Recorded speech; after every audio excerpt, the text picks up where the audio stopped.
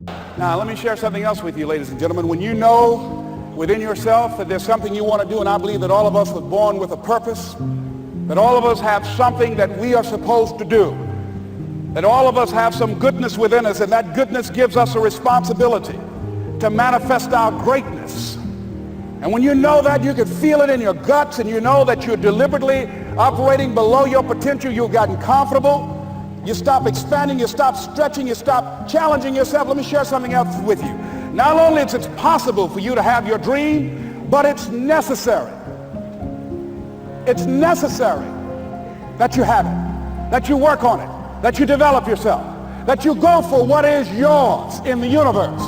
So it's necessary that you seek out other people who think like you, who are growing, who have decided that they are not satisfied with where they are. See, I don't believe that necessity is the mother of invention.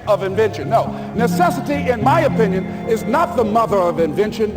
Refusing to accept things the way that they are is the mother of invention. When you decide, I'm not going to settle for this. This is not going to be it for my life. I deserve more than this. See, that will start making you do some stuff. See, a lot of people go to work every day miserable, and all they do is just talk about how miserable they are. But they don't do anything about it. So I was telling her that I knew she hated her job with a passion. I said, you can do this. You got more going for you than I have going for me. And we've been going through this for years, ladies and gentlemen. She'd been to my seminar speaking for a living. She brought her husband, and that was one of the major problems that I realized that happened in her life. He couldn't see it for her. So you got to make sure that you have people in your life that can see it for you. You've got to find ways to increase your sense of self-appreciation, because if you don't, you're bombarded with negative stuff every day that beats you down, and you will find yourself unconsciously engaged in self-destructive behavior. If you don't program yourself, life will program you. You have something special. I don't know you, but here's what I know about you based upon my own experience. You have something special. You have greatness within you. You have the ability to do more than you can ever begin to imagine. Just the fact that you showed up, the fact that you said yes to this industry, it says a lot about you. You're uncommon, because it means that you have a sense of taking responsibility for your own life. George Bernard Shaw said the people that will make it in this life, they look around for the circumstances that they want, and if they can't find them, they create them. You have something special. You have greatness within you. You've experienced setbacks and disappointments like everybody else in the economy, but you're operating out of the thinking of one L.C. Robinson, who said things may happen around you and things may happen to you, but the only things that really count are the things that happen in you. You have something special. For some of you, it was a struggle to get here. You couldn't afford to be here, but there's something in you that said, I can't afford not to be here. You have something special. You are uncommon. One great American said, I choose not to be a common man. It's my right to be uncommon if I can. I seek opportunity, not security. I don't wish to be a kept citizen, humbled and dulled by having the state look after me. I want to take the calculated risk, to dream and to build, to fail and to succeed. I refuse to live from hand to mouth. I prefer the challenges of life to the guaranteed existence, the thrill of fulfillment to the still calm of utopia. I will never cower before any master, nor bend to any threat. It's my heritage to stand erect, proud and unafraid, to face the world boldly and say, this I have done. That's what it means to be a part of multi-level marketing, an uncommon desire to live your dream and control your destiny. You look at your life, you look at what you produce. Is it giving you what you want? Are you living on purpose? Are you living your dream? Are you acting on your ideas? Are you doing all you can do? Have you gotten comfortable? Are you procrastinating? Are you evading your own greatness? Are you surrounding yourself with people that can nourish you? Are you challenging yourself? Are you experimenting? Are you learning something different? Is your life an adventure, or is it boring? Where have you been? Why are you here? What brought you here? Investing the time, the money. What brought you here?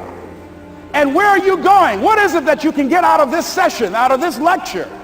That when you leave here, rather than this just being a spectator event, that you got some idea, some dream, that you might have to go back and brush it off and look at it again and say, I've got to do this. This is my stuff. This is what I'm supposed to do. This is why I showed up. Where are you going with your life? What decisions are you making right now as you look into the future? Are you experimenting to find out what other talents and abilities that you have? See, we're in a time right now. The day is gone where you could just go to college and get out and get a job and work 30 or 40 years with job security and retire with a gold watch. The gold watch days are gone. So now you have got to be multi-talented and multi-skilled. You've got to use all your stuff. You don't know what else you can do. I didn't know I can do what I'm doing right now. It's necessary that you stretch and challenge yourself and say, let me see. I started out as a trainer. I'm a trainer. That's what I am. That's what my expertise was in. And then I decided, let me see, can I speak? And then I discovered, hey, I can do that. What if I hadn't tried to do that and just been satisfied with just being a trainer, with a limited vision of myself? And then after training, and then I said, well, maybe I can go into business for myself. And I started speaking, going into business for myself. Well, maybe I could train other speakers and teach them how to go into business for themselves.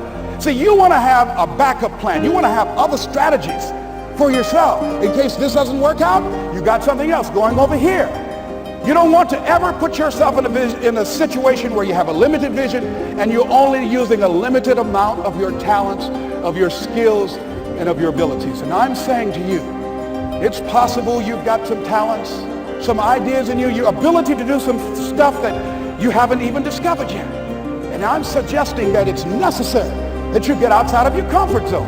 It's necessary that you develop some new relationships where you can learn from people. It's necessary that you do reading, that you do research. It's necessary, if you're already involved in some business, that you don't be satisfied with where you are. If you want to make it today, it's necessary for you to constantly look at ways of getting better. Not only is it possible for you to have your dream, and it's necessary for you to challenge yourself to go after it and get better and leverage relationships that can help you get to where you want to go, but it's you. The major key to your reaching your dream, your living up to your greatness, your making your contribution is you. If the economy is good, fantastic. If the banks are loaning money, that's great. If people are positive, that's great. You don't have any opposition, that's great. But the major key to your making things happen in your life is you. There's something in you that says that you're not sitting back waiting to see what politicians will do for you. There's something in you that says, I'm not going to focus on the general economy, I'm going to focus on my personal economy. There's something in you that says the most dependable hand in the world is the one at the end of your risk. There's something in you that says always strive to get on top in life because it's the bottom that's overcrowded. You are different. You have greatness within you. And the question is, if you died today, what dreams, what ideas, what books, what leadership, what voice, what story will die with you? Miles Monroe, great speaker out of the Bahamas, said the wealthiest place on the planet is not in the Far East where there's oil in the ground. It's not in South Africa where there are diamond mines. He said the wealthiest place on the planet is the cemetery. There you'll find potential never realized. There you'll find books never written. There you'll find abilities and skills and talents and gifts the world never had exposure to. Maybe that's why Henry David Thoreau asked in a moment of anguish, what if you live your whole life only to discover that it was wrong? That it was wrong. That God had so much more in mind for you. Maybe that's why he said, oh God, to reach the point of death, only to realize that you've never lived. Only to realize that you've never scraped the surface of your potential. Everybody let us say together, live full, die empty. Look into the future. While other people are giving up, feeling like victims, feeling powerless, becoming negative, turning on each other rather than to each other, feeling that they can't make it. Be ye not conformed to this world, but be ye transformed by the renewing of your mind with the mindset of that it's possible, that we can save this generation It's possible that we can create new industries, a new economy. It's possible that I can find a new profession, a new job. It's possible I can create a new life. And it's necessary that I become actively involved in becoming a positive force in my life and on the planet. And it's me, yes, it's you, it's all of us pulling together, working together to create this brand new future.